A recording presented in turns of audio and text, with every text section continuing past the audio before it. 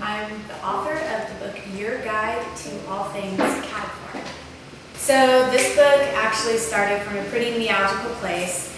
My daughter Presley, who's autistic, had trouble with learning emotion, so I started writing stories to help her. She was really into cats, unicorns, and butterflies. So voila, the Caticorn was born. I kind of put them all together, and the Caticorn is what came out of it.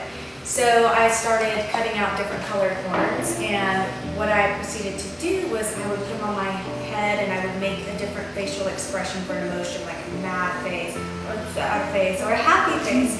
And so slowly I would take the horns away, and then we would discuss emotions, and she'd better understand how to convey emotions and to read emotions on other people's faces.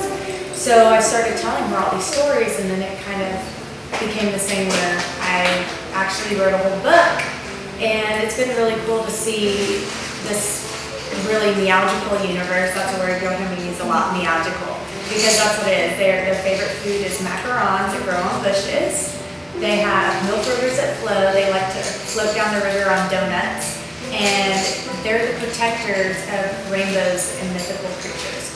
What's really cool about that is that the rainbow is kind of a metaphor for the autism spectrum, and mythical creature kind of stands for autistic children, because no one can seem to say exactly, why they do the certain things they do, or, each kid is unique and different in their own way, so it's kind of like this cool phenomenon of how their brain works. It's amazing to see their perceptions and how they view the world. So it's kind of like this mythical creature, like a caticorn.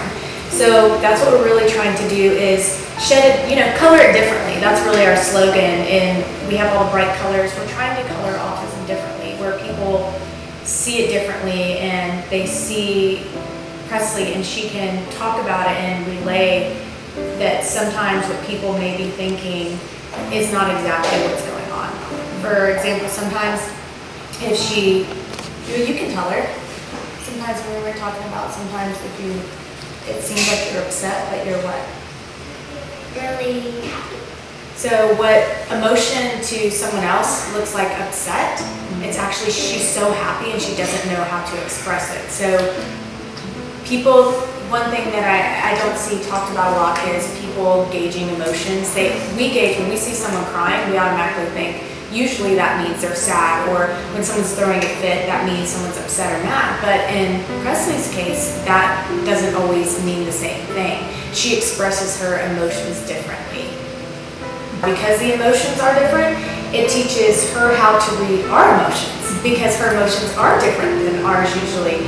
And it helps her to sometimes learn how to express herself in a way where others can understand her better. I've learned a lot that it's not always easy. Don't think it isn't always all rainbows and butterflies and unicorns. There are things that are hard, and it's a learning process. It kind of waxes and wanes as she grows. She goes through different new challenges, and we address them. And that's why I'm a big advocate for therapy and early intervention. That's what helped her so much. I always tell her, don't let your autism define you. You defy it, and you show what's possible. Color it differently is what I tell her. So.